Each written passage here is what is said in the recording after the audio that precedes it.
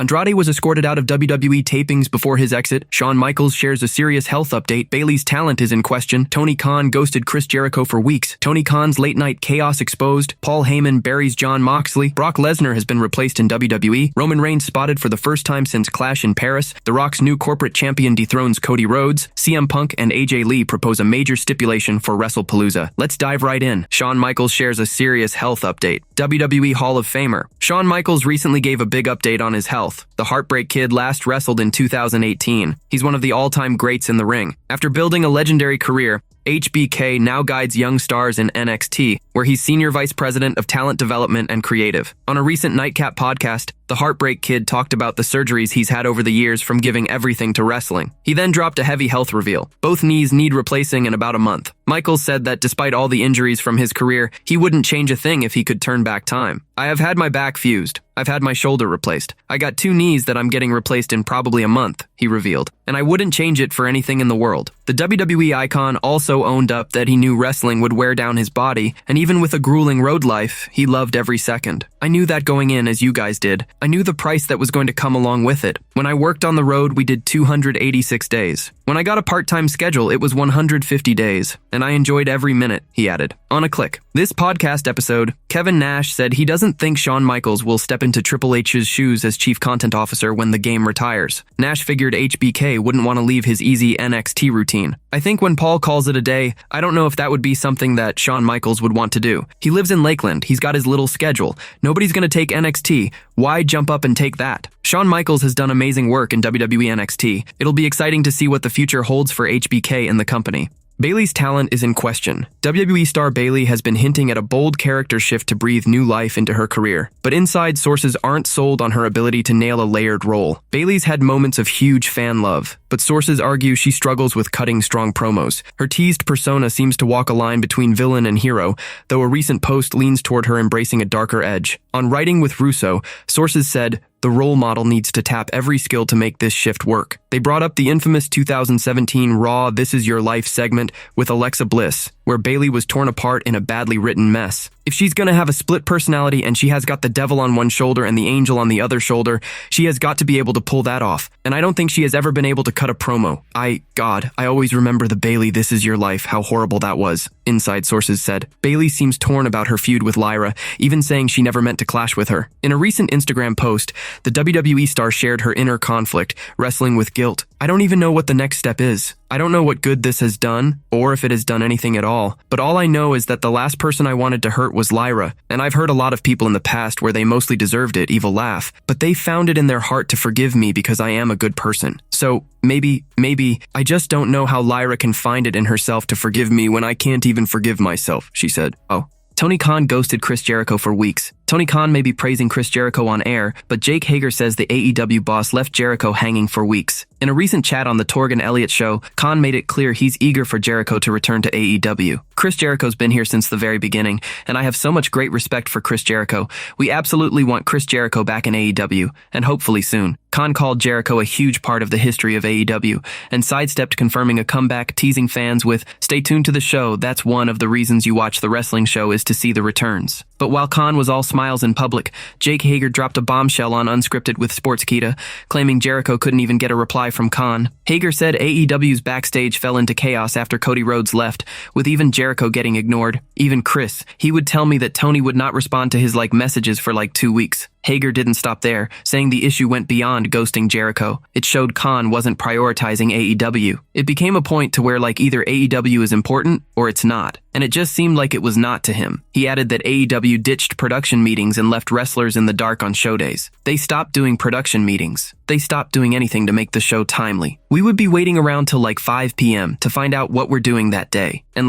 what live television show does that? Only one. Only one with money behind it. Jericho hasn't been on AEW since April and told the Daily Mail he's open to a WWE return, saying he wouldn't be opposed. With Hager's claims of Khan dodging Jericho, fans are left wondering how sincere Khan's public plea is. AEW's leadership is in the hot seat again. Should Khan back up his words with action, or is this just wrestling drama as usual? Share your take below. Tony Khan's late-night chaos exposed. Jake Hager laid it all out when talking about his AEW exit, and the former WWE World Heavyweight Champion slammed Tony Khan's creative control hard. On Unscripted, Hager painted a picture of a company falling apart, led by a boss who ignored even his biggest names. When pressed on leaving AEW, Hager went right for the leader, to get to the end of the career, and to have someone like Tony Khan who's been in this business a cup of coffee and doesn't really know. He can't make himself a sandwich, let alone write a storyline that will last. Hager said the real issue wasn't just Khan's short time in wrestling. It was his habit of shutting down anyone who pushed back. He's got contributors, yes men, that help him write his storylines, but there's no one there that could tell him no. That lack of pushback, Hager said, left wrestlers clueless on storylines, especially after Cody Rhodes walked away. Rhodes had brought order and vision to AEW's early days. Once he was gone, it turned into total disorder. Everything changed after Cody left. It just became a free-for-all. Pitching ideas? Forget it. Khan was too hard to pin down. You were at the building at like 1 a.m., 2 a.m. after the show was done. You were waiting in line because he had so many other important things going on,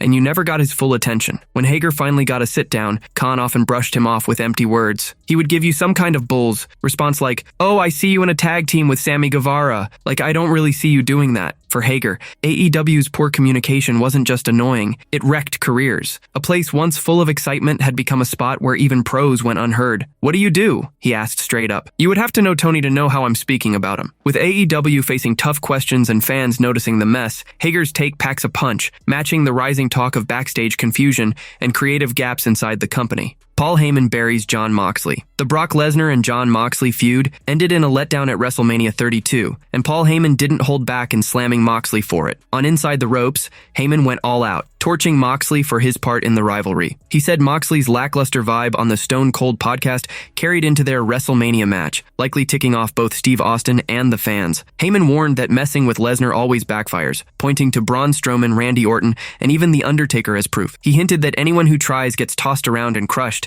while Lesnar just shrugs it off. Oh, I'm sure Ambrose is very frustrated with it. Is he frustrated with his own performance on the Stone Cold podcast? Who what? I didn't insult him. I'm speaking the truth. You ask a question, you get an answer from me. Sorry that I'm being blunt. Come on. Did you see his performance on the Stone Cold podcast? Did it piss off Steve Austin? Did it piss you off too? And you think he didn't come into the match with Brock Lesnar with the same attitude? Ask Braun Strowman what happens when you take liberties with Brock Lesnar.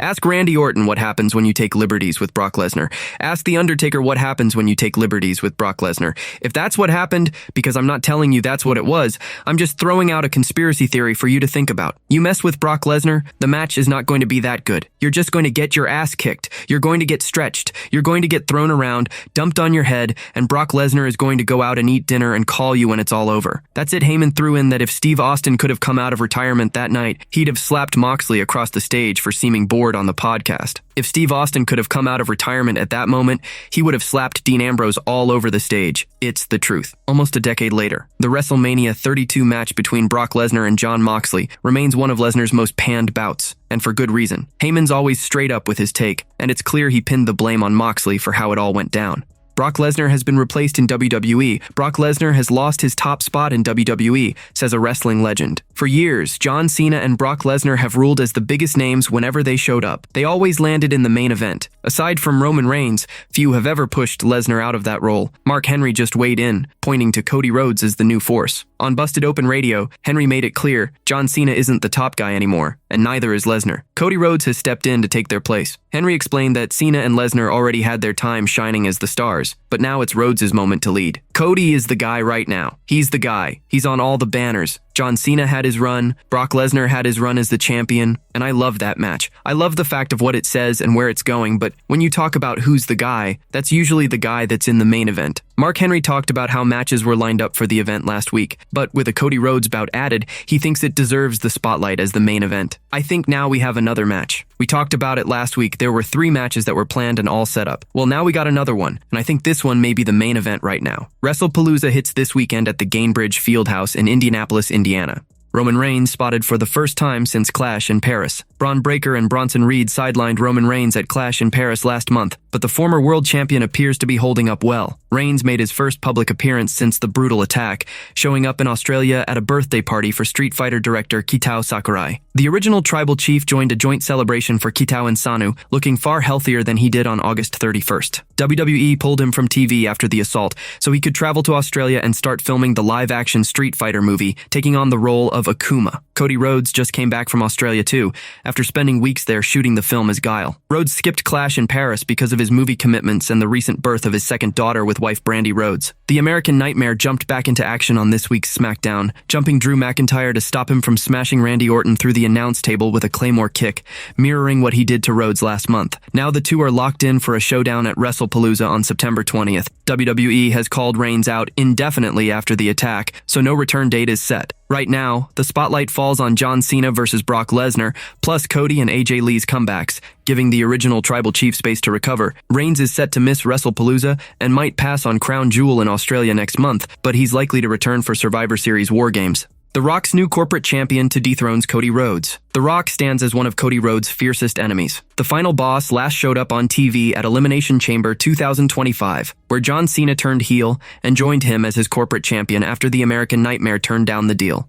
Cena has flipped back to good guy and accused the Brahma Bull of tricking him into going bad. Plus, the Cenation leader lost the undisputed WWE title to Cody Rhodes at SummerSlam. In a wild turn, another wrestler could sell out to The Rock, become his new corporate champion, and take down Cody Rhodes before the year wraps up. That wrestler is Drew McIntyre. The Scottish Warrior has a tight connection with the final boss, and he's already deep in a fight with the American Nightmare. Before their clash at Wrestlepalooza, McIntyre fired off a bold post on X, warning Cody and bringing up The Rock. He said the Brahma Bull craves the American Nightmare's soul, but he's after his A. This idea is just a guess right now, with no official word. WWE is pushing Wrestlepalooza hard as a massive event, kicking off their big ESPN partnership after the huge deal with the promotion. The card is loaded with huge names battling it out. Besides Cody Rhodes versus Drew McIntyre, other stars shine too. AJ Lee jumps into her comeback match, teaming with her husband CM Punk against Seth Rollins and Becky Lynch. Brock Lesnar also takes on John Cena in a fresh chapter of their legendary rivalry, and plenty more. It'll be gripping to watch Triple H's creative team shape the Rhodes and McIntyre story in the weeks ahead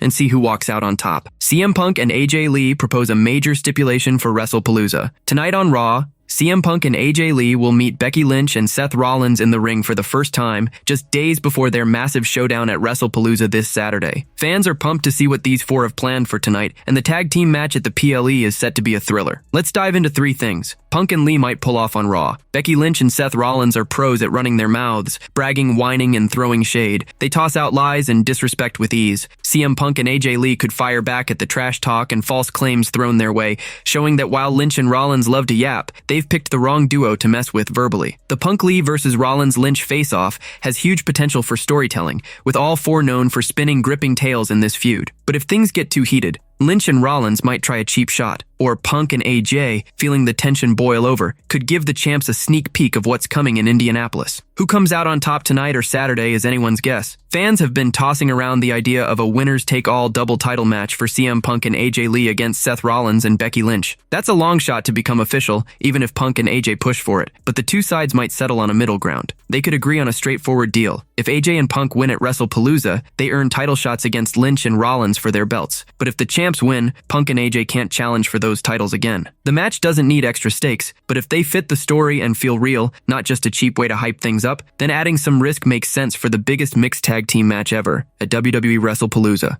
Andrade was escorted out of WWE tapings before his exit. Andrade's second WWE stint ended abruptly, but new info shows he was physically removed from a taping last month, tying together the details of his departure. Sports Illustrated's The Takedown reports that Andrade was ordered to leave a recent WWE event and escorted out of the venue. Earlier stories mentioned he skipped SmackDown backstage and vanished from internal lists, but this adds a sharper, more intense layer. A top source told SI the removal linked to his latest suspension, which WWE never officially mentioned. That event hit creative hard, killing plans for a tag team with Rey Fenix that got dropped right after. As noted before, Andrade had at least one wellness policy violation in 2025 during his comeback. Under the TKO group since the 2023 UFC merger, WWE stops announcing these issues publicly, so Andrade's slip stayed off the books. It wasn't his first offense. Back in 2020, during his original WWE days, he got a 30-day suspension for a confirmed violation, which was made public. This round, everything stayed hush-hush. Andrade rejoined at the 2024 Royal Rumble, but after his six-pack TLC spot at SummerSlam, his momentum faded fast. A tag bout planned for Clash in Paris was cancelled,